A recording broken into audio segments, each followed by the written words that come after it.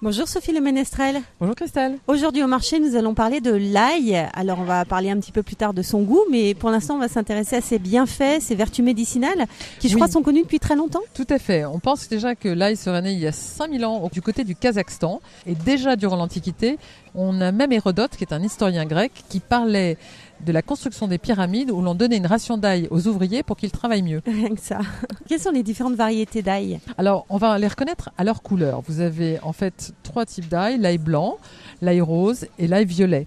L'ail blanc et l'ail violet sont en tresse, alors que l'ail rose est emmanouillé en grappes. Il y a des grandes régions de production de l'ail.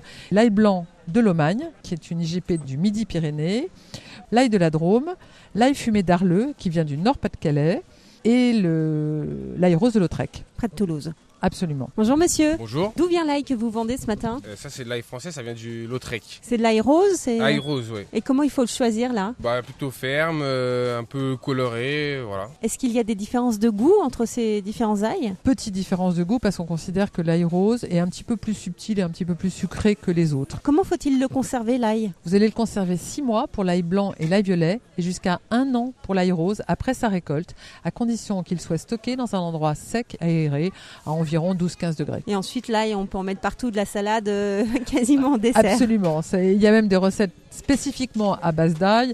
Alors, ça dépend des régions. On va vous parler de l'aïoli pour la Provence. On a bien sûr le fameux beurre d'escargot aillé.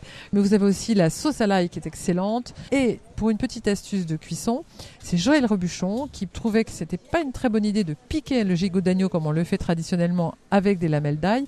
Et il conseille de prendre une tête entière, de la couper en deux et de la mettre dans le plat.